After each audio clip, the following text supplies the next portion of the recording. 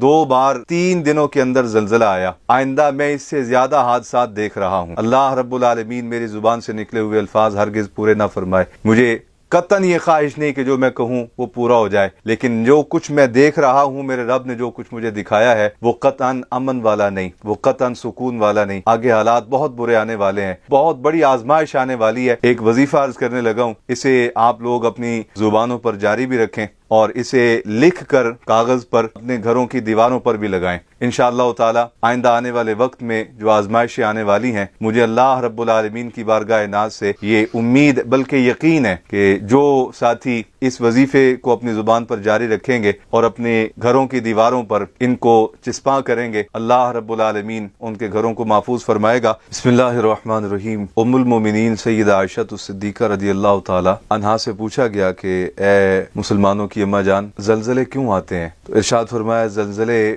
اللہ رب العالمین کی ناراضگی کے سبب آتے ہیں۔ اللہ رب العالمین کی مخلوق جب سرکشی میں، بغاوت میں حد سے بڑھتی ہے تو اللہ رب العالمین جھنجھوڑتا ہے، اور اسی طرح حضرت سیدنا فاروق اعظم رضی اللہ تعالیٰ عنہ کے دور حکومت میں مدینہ شریف میں زلزلہ آیا۔ آپ تشریف لائے اور آپ نے زمین پر ایڑی ماری اور فرمایا کہ رک جا، تو زمین رک گئی۔ تو جناب فاروق اعظم ممبر پہ تشریف فرما ہوئے اور اہل مدینہ کو مخاطب کر کے ارشاد فرمایا کہ اے مدینہ کے رہنے والو، بتاؤ کون سے اعمال تم ایسے کرتے ہو، کون سی نافرمانیاں ایسی کرتے ہو، کون سی سرکشیاں تم ایسی کرتے ہو کہ اللہ رب العالمین نے شہر رسول میں بھی زلزلہ جو ہے وہ بھیج دیا، اور اس کے آثار آج ہمیں دیکھنے پڑ رہے ہیں۔ زلزلے ہمیشہ اللہ رب العالمین کی ناراضگی کے اسباب میں سے ایک سبب ہوتے ہیں، اللہ کے جلال کے اسباب میں سے ایک سبب ہوتے ہیں۔ ابھی 21 مارچ بروز منگل کو پورے پاکستان کے تمام صوبوں میں اور تمام اضلاع میں بڑا خوفناک اور بڑی شدت والا زلزلہ دیکھنے کو ملا۔ ابتدائی طور پہ 7.7 اس کی شدت بیان کی گئی۔ ابھی 2 دن نہیں گزرے، 23 مارچ بروز جمعرات پھر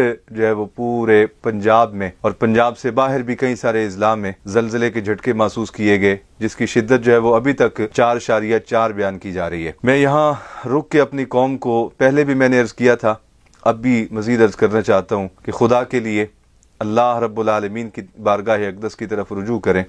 اپنے معاملات کا احتساب کریں، جہاں جہاں کمیاں ہیں، کوتاہیاں ہیں، غفلتیں ہیں، سستیاں ہیں، ان سے توبہ طائب ہوں، اور جو سرکشیاں اور بغاوتیں ہیں ان کو ختم کر دیں اپنی زندگیوں سے۔ جنہوں نے بہنوں کا حق دبا رکھا ہے وہ حق ادا کر دیں، جنہوں نے یتیموں کا مال کھا رکھا ہے وہ سرنڈر کر دیں، ان کا مال واپس کر دیں، جنہوں نے غریبوں پہ ظلم کر رکھا ہے وہ ان کا مال واپس کر دیں۔ آٹے کی لائنوں میں لگا کے غریبوں کو اتنا ذلیل کرنا، اتنا رسوا کرنا، اے مالدارو، اے اشرافیہ، خدا کے لیے تمہارے گناہوں کی وجہ سے اس طرح کے بار بار زلزلے دیکھنے کو مل رہے ہیں۔ اللہ رب العالمین کی طرف سے جب آزمائش آتی ہے تو پھر اس میں سارے پستے ہیں، اس میں کوئی 2-4 کے لیے رخصت نہیں ہوتی۔ بنی اسرائیل کی ایک قوم پہ عذاب بھیجا گیا تو جناب جبریل امین نے عرض کی یا اللہ اس قوم میں کچھ نیک سالے لوگ بھی ہیں، تو ارشاد فرمایا کہ ان کو بھی ساتھ ہی کچل دو، اس لیے کہ یہ برے کو برا نہیں کہتے، یہ برائی سے اعلان برات نہیں کرتے، ان سے نفرت کا اظہار نہیں کرتے۔ اور نبی پاک صلی اللہ علیہ وسلم نے 3 درجات بیان فرمائے ایمان کے۔ پہلا درجہ یہ ہے کہ اگر برائی دیکھو تو اسے ہاتھ سے روکو،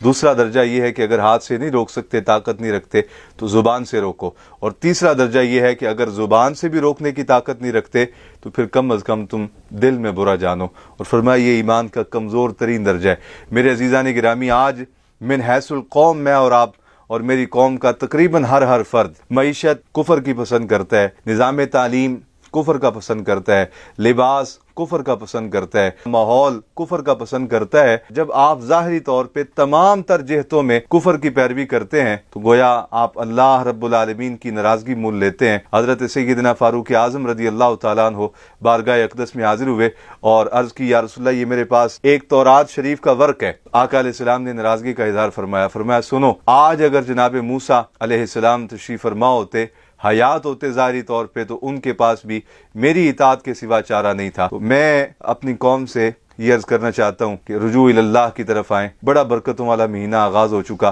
رمضان المبارک کا، اس میں اپنے ظاہر باطن کو پاکیزہ کریں، اور اہل نظر جو ہیں، اہل نظر، ہماری تو نظر صرف ظاہری اسباب پہ ہوتی ہے، اہل دل، اولیاء اللہ، اہل نظر جن کو اللہ رب العالمین مشاہدات کروا دیتا ہے، وہ جانتے ہیں کہ 2 بار 3 دنوں کے اندر زلزلہ آیا، اور جو کچھ مجھے اپنے مشائخ سے ملا، اپنے پیر و مرشد سے فیض حاصل ہوا اور اپنے اسلاف سے جو کچھ میں نے خدمت کر کے حاصل کیا، اس کی بنیاد پہ میں یہ عرض کر رہا ہوں کہ آپ ہرگز یہ خیال نہ کریں کہ بس یہ 2 بار ہو گیا تو آئندہ کچھ نہیں ہوگا۔ آئندہ میں اس سے زیادہ حادثات دیکھ رہا ہوں۔